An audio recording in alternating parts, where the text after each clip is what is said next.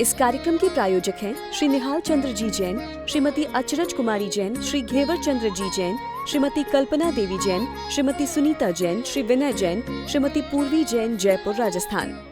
ग्रंथों में प्रतिज्ञा भंग करने का तो महापाप है, तो बोले प्रतिज्ञा ही इतने ही उम्र तक की दिलाई जाती है, फिर उसके बाद फिर उसके जैसे परिणाम हो, तदनुसार परिणामों को देखकर, माता पिता को देखकर, पूछकर, राजा आज्ञा के द्वारा, गुरु आज्ञा के द्वारा, फिर उसके परिणामों को संभाल कर, टटोल कर फिर आगे दिया जाता है। अच्छा, जैसे देखिए, मैं आपसे कहता हूँ, अभी ये तो चलो ब्रह्मचर्य का प्रकरण चल रहा है, मैं आपसे कहता हूँ, एक व्यक्ति 18 साल की उम्र में लाइसेंस बनता है, ड्राइविंग लाइसेंस की बात कर रहा हूँ।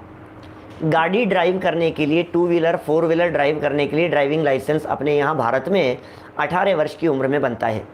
तो 18 वर्ष की उम्र में लाइसेंस बना, कितने साल के लिए बनाएंगे? 20 साल की उम्र में लाइसेंस बनाया, कितने साल तक के लिए बनाएंगे? 30 साल की उम्र तक में बनाया, 25 साल की उम्र में, बोले उतना ही बनाते हैं एक लिमिटेड टाइम तक कि भाई 45 साल की उम्र तक के 50 साल की उम्र तक, भैया जब ये 45 साल के हो जाएंगे तब तक का इनका लाइसेंस बनेगा। एक साथ झटके से 20-25 साल का बना दिया, और फिर उसके बाद क्या करेंगे? उसके बाद 5-5 साल का, 10-10 साल का एक लिमिटेड इतने से बढ़ाएंगे। क्यों? एक साथ पहले तो इतना बढ़ा दिया आपने, क्योंकि हमें पता है तुम्हारी आंखें इतने समय तक इतनी तो काम करेगी, हमें मान करके चल रहे हैं। अब रिन्यू के लिए क्या होगा भाई? प्रतीक भाई, कमलेश भाई, टिम्बड़िया साहब बोलो। प्रैक्टिकल सोचना, मतलब गवर्नमेंट भी कितना प्रैक्टिकल सोच करके बात चलती है। क्या गवर्नमेंट भी कितना सोचती है कि उसके बाद में आपके हर 5 साल के अंदर रिन्यू करना पड़ेगा आपको, क्योंकि आपकी आंखें हर 5 साल के अंदर हम चेक करेंगे, आपकी ड्राइविंग चेक करेंगे, आपकी आंखें टेस्ट करेंगे, आपको कितना विजन है आपका देखने का उसे चेक करेंगे। माने जिस उम्र में, जैसे मान लीजिए 40 साल की उम्र के अंदर रिन्यू हो रहा है तो 10 साल का रिन्यू कर दिया, 50 में होगा तो फिर 5 ही साल का रिन्यू करेंगे, 55 में है तो फिर 60 साल के हो गए तो 5 ही साल का रिन्यू करेंगे, ऐसा है। तो वो भी बराबर जानते हैं कि इस उम्र तक तो एकदम खींच दो और फिर उसके बाद में फिर दोबारा रिन्यू की ज़रूरत है। ऐसी ब्रह्मचर्य की प्रतिज्ञा दी, बोले 25 साल की उम्र तक तो झटका लगा दो, कोई दिक्कत नहीं है, 25 साल तक तो 25 साल तक की उम्र का ब्रह्मचर्य दिला दिया है। तो 25 साल के बाद बोले अभी नहीं, अभी नई प्रतिज्ञा देने के पहले उसको टटोलेंगे, उसको ठोक बजा करके देखेंगे उसके परिणामों को, उसके परिणामों की क्या स्थिति है, उसके बाद देखेंगे। 25 साल की उम्र के अंदर पढ़ाई पूरी हो गई, तब तक तो इसका बुद्धि इधर लग रही है ना, शिक्षा में लग रही है। अब शिक्षा पूरी हो गई, पढ़ाई लिखाई पूरी हो गई, तो उपयोग विषय की तरफ लगेगा इसका। अभी जब तक पढ़ाई में लगा हुआ है, पढ़ने में लगा हुआ है, शिक्षा में लगा हुआ है, ज्ञान प्राप्त में लगा हुआ है, एग्जाम की तैयारी में लगा हुआ है, तब तो इसको बात ही नहीं आती है, ख्याल में ही नहीं आती है क्या, क्योंकि उधर लगा है ना उपयोग। अब पढ़ाई शिक्षा, ये क्लास है, वो क्लास है, यहाँ जाना, ये एग्जाम देना, ये तैयारी करनी है, तो दिमाग उसका उसके अंदर लगा हुआ है 25 साल की उम्र तक। अब जब पढ़ाई पूरी हो गई, विद्याभ्यास पूरा हो गया, बोले अब क्या करें? बोलो क्या कहें? तो अब कहाँ चला गया? अब प्रतिज्ञा दिलाओ उसको आगे। तो बोले गृहस्थ अवस्था में पुनः प्रवेश करता है। पहले भी गृहस्थ ही था माने, लेकिन वो यहाँ गृहस्थ अवस्था शब्द का प्रयोग शादी कर लेता है, ऐसी बात ये कहना चाह रहे हैं। तो 4 हो गए गूढ़ ब्रह्मचारी। अब 5वां है महत्वपूर्ण, नैष्ठिक ब्रह्मचारी की चर्चा है। नैष्ठिक ब्रह्मचारी कौन है? बोले जिसने आजन्म निष्ठापूर्वक ब्रह्मचर्य व्रत ग्रहण कर लिया है, ये है निष्ठापूर्वक ब्रह्मचर्य व्रत ग्रहण कर लिया है, नैष्ठिक हो गया है, ये निष्ठा है इसकी उस व्रत के प्रति, और भावनात्मक रूप से भी आजन्म जीवन पर्यंत के लिए ब्रह्मचर्य व्रत ग्रहण कर लिया है, वह नैष्ठिक ब्रह्मचारी है। यह ब्रह्मचारी पुनः गृहस्थाश्रम में प्रवेश नहीं कर सकता। बस अब नहीं कर सकता है, ये पुनः गृहस्थाश्रम में प्रवेश नहीं कर सकता। यह सिर पर चोटी और बदन में यज्ञोपवीत रखता है।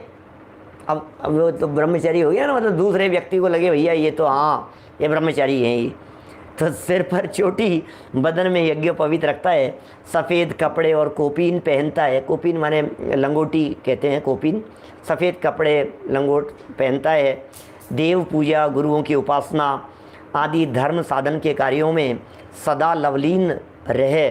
घर से भी या भिक्षावृत्ति से भी, दोनों प्रकार की बातें भोजन करता है। वो घर में भी भोजन कर सकता है, भिक्षावृत्ति से भी कर सकता है। जैसी उसकी योग्यता और जैसे उसके परिणाम हो, है ना, उस तरह की बात हो गई है। माने वो सफ़ेद कपड़े पहनेंगे, कोपीन धारण कर लेंगे, गुरुदेव पूजा, गुरुपास की आदि षट कर्मों का अपने पालन करेंगे, घर में भी भोजन कर सकते हैं, दूसरी जगह भी भोजन कर सकते हैं। देखिए अब ये सब पद्धतियाँ पूर्व में कही हैं इस तरह की, उसमें क्या फ़र्क पड़ गया है। अब ये इनको हिंदुओं से, मुसलमानों से, दूसरी परंपराओं से, वहाँ क्या होता है यहाँ क्या होता है, उनसे अपन नहीं देखें, नहीं तोलें। लेकिन ऐसा है ये, अब ये ज़रूरी तो क्या है, जो कर लो सो ही है। अब ज़रूरी वरूरी तो कौन, मेरे ज़रूरी कहने से कौन सा कोई ज़रूरी मानने वाला है, और नहीं कहने से कौन सा कोई नहीं मान, जिसको जो जचे सो करे। लेकिन यहाँ जो बात लिखी है वो अपन ने यहाँ पढ़ी है, इन्होंने भी सप्रमाण यहाँ बात लिखी है। चामुंडरायकृत चारित्र सार के अंदर ये बात लिखी है। श्रावकाचार ग्रंथ है, और श्रावकाचार ग्रंथों के अंदर एक बात और है, ये देश काल परिस्थिति के हिसाब से इनमें परिमार्जन भी होता रहता है, परिस्थितियों को देख करके बदलता भी है। माने मैंने तो पता है ये जो क्या था देवलाली में, उल्लास भाई, देवलाली में एक बार शिविर में मेरा जो विषय था कर्णानुयोग से प्रयोजन सिद्धि, 7-8 प्रवचन इस विषय पर हुए, कर्णानुयोग से प्रयोजन सिद्धि। तो मैंने कुछ तर्क दिए, जिग्नेश भाई ध्यान देना, देखो बहुत महत्वपूर्ण बात कह रहा हूँ। उसमें मैंने ये कहा कि 3 अनुयोग अपने हिसाब से मॉडिफाई हो जाते हैं, कर्णानुयोग वो है जो शाश्वत है। कैसी बातें कर रहे हो साहब? कि हाँ सुनो, जैसे देखिए प्रथमानुयोग तो बदलता ही रहता है, प्रथमानुयोग तो परमानेंट हो ही नहीं सकता है, क्योंकि अभी की 24 ही अलग है, आगे 24 ही अलग आएगी तो बदल जाएगा, पूरा ही बदल जाएगा, कहानियाँ बदल जाएगी, महापुरुष बदल जाएंगे, उनकी बातें बदल जाएगी। तो बोले ये तो सब प्रथमानुयोग तो बदल गया, पूरा ही प्रथमानुयोग बदल गया जैसा पहले था उसके बाद में। क्या अच्छा द्रव्यानुयोग, बोले द्रव्यानुयोग भी अपने प्रयोजन की दृष्टि से कभी तो राग को अपना कह देता है, कभी राग को पराया कह देता है। तो बोले ये तो उसकी स्टाइल है, अपेक्षा उसकी द्रव्यानुयोग की, कभी क्या कहेगा कभी क्या कहेगा, प्रयोजन की दृष्टि से वो भी बात कर देगा, द्रव्यानुयोग भी ऐसी बात करेगा।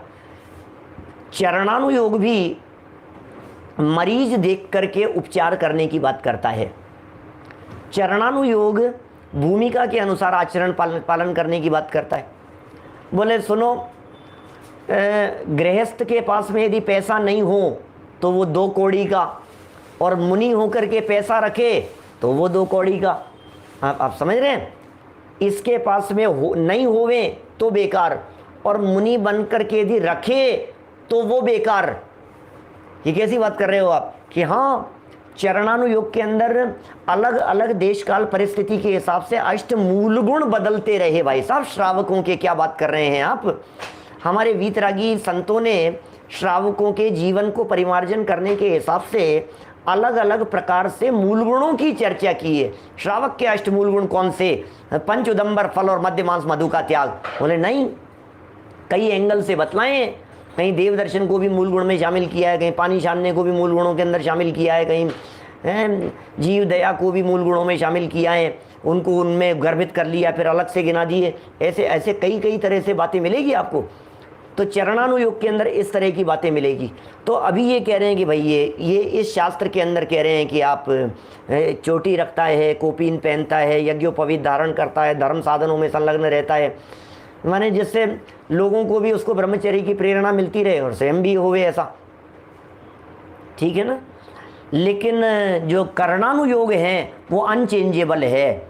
मतलब भूतकालीन 24 के समय यदि मेरू पर्वत की ऊंचाई 1,00,000 योजन कही गई थी, 1,40,000 योजन, और नरक 7 कहे गए थे, तो अब कालांतर में अनंत काल बीत जाने पर भी और भविष्य में अनंत काल बीत जाने पर भी स्वर्ग 16 और नरक 7 ही बताए जाएंगे। बोले अनचेंजेबल है ये कर्णानुयोग।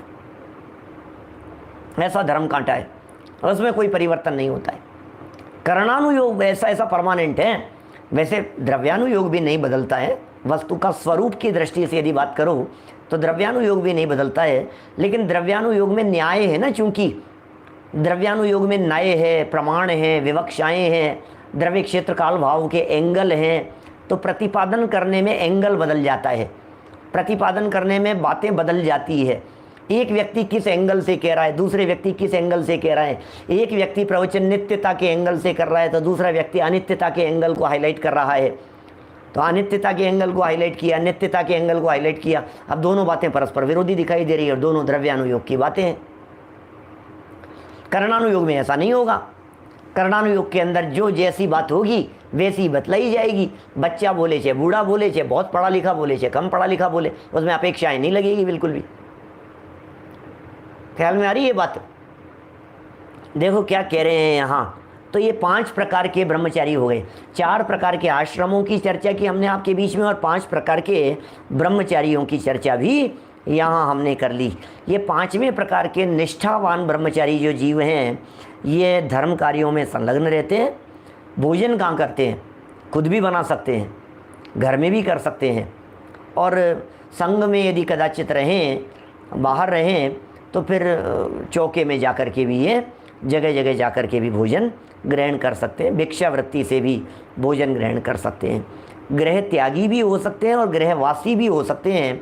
दोनों प्रकार के हैं क्या, ठीक है। देखिए अब आगे ब्रह्मचारी के त्यागने योग्य कर्म क्या है। 10 बातें ऐसी कही हैं जो ब्रह्मचारी के जीवन में नहीं। क्या देखो, ब्रह्मचारी के त्यागने योग्य कर्म क्या है। ब्रह्मचारी को विकार करने वाले अनेक दोषों से बचना चाहिए। ये बताते हैं कितने प्रकार के दोष हैं, उन्हें बचना चाहिए। कितने प्रकार के दोषों से बचना चाहिए, तो 10 प्रकार की बातें कही है। ज्ञानार्णव के 11वें अध्याय में इस प्रकार की चर्चाएं आई है। 7, 8 और 9 नंबर का श्लोक है। 3 श्लोकों में इस प्रकार की बातें करते हैं। क्या आद्यम शरीर संस्कारो द्वितीयम वृष्य सेवनम तौर्यत्रिकम तृतीयम स्यात् संसर्गस्तुर्यमिष्यते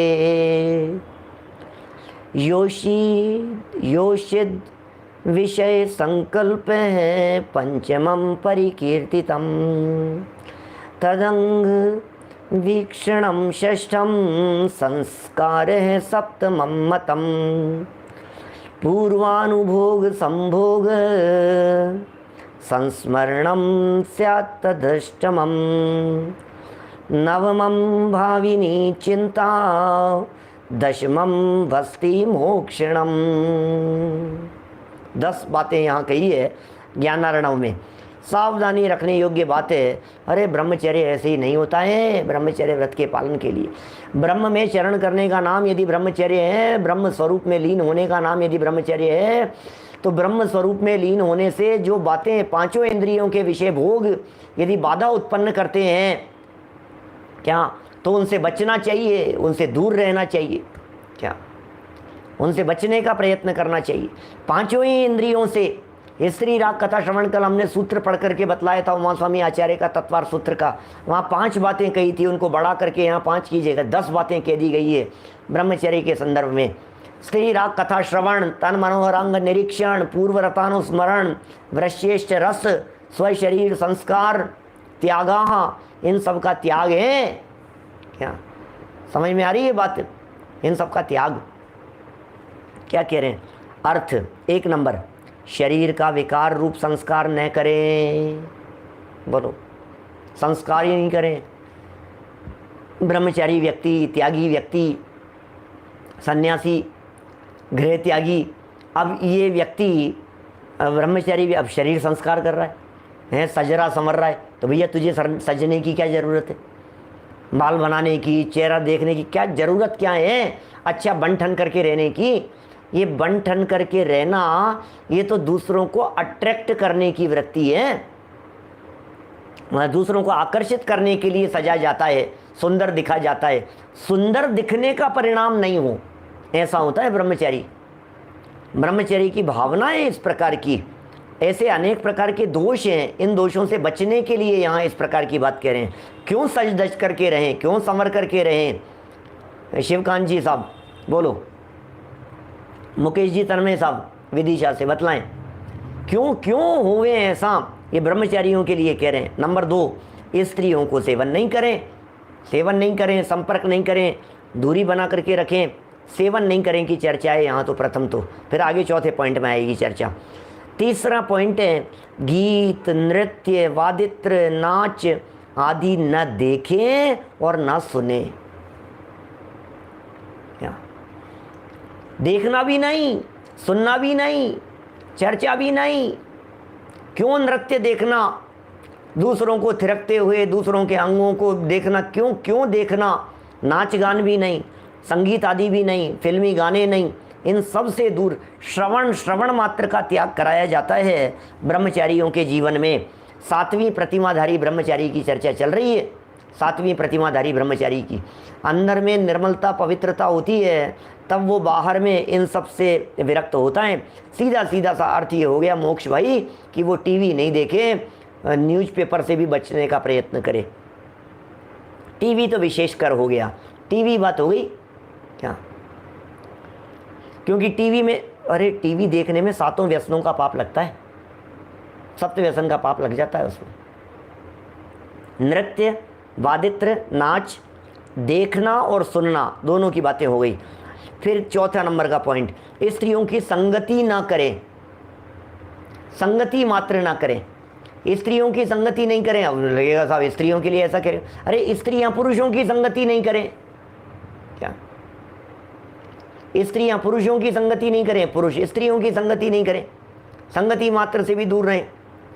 पुरुषों को यदि प्रश्न है तो पुरुषों से पूछें, स्त्रियों को यदि प्रश्न है तो स्त्रियों से पूछें।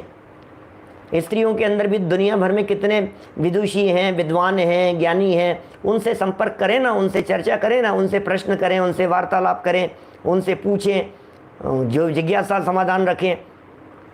माने संपर्क मात्र कम होना चाहिए, उसकी चर्चा ये यहाँ कहते हैं। संगति ना करें। नंबर 5, स्त्रियों के काम भोग की कल्पना मत करो। कल्पना नहीं, क्या कल्पना भी क्यों करें इस तरह की? क्यों इस तरह की कल्पना में? मतलब ये व्यक्तिगत तौर पर उसे कंट्रोल करने के संबंध में कह रहे हैं कि ये तो सेल्फ कंट्रोल की बात है, आप ही कंट्रोल कीजिए। आप क्यों कल्पनाओं में घुमा रहे हो? भोग संबंधी कहते हैं ना, स्मरण नहीं हो, याद नहीं हो। ये आगे 9 नंबर के पॉइंट में भी इस तरह की बात कही है। 8 की जगह 9 छप गया और 9 अलग है। नंबरिंग के अंदर भी थोड़ा सा अशुद्ध छपा हुआ है, वो आगे बढ़ेंगे तो अभी अपन उसको सुधार लेंगे। मुझे एकदम दिख गया किताब में। 5 पढ़ लिया अपन ने।